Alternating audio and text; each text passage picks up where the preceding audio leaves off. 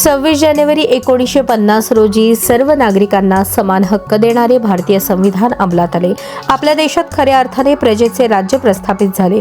या ऐतिहासिक दिनाचे औचित्य साधून 26 जानेवारी हा दिवस प्रजासत्ताक दिन म्हणून साजरा केला जातो.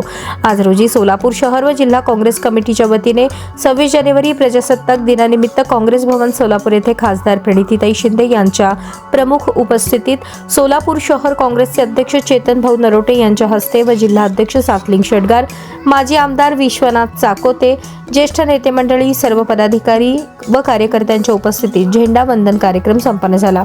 यावेळी खासदार प्रणिती शिंदे, शहराध्यक्ष चेतन नरोटे यांनी सर्व सोलापूरवासियांना प्रजासत्ताक दिनाच्या शुभेच्छा दिल्या. कार्यक्रमाचे सूत्रसंचालन सोलापूर शहर काँग्रेस सेवा दल अध्यक्ष भीमाशंकर टेकाळे यांनी केले.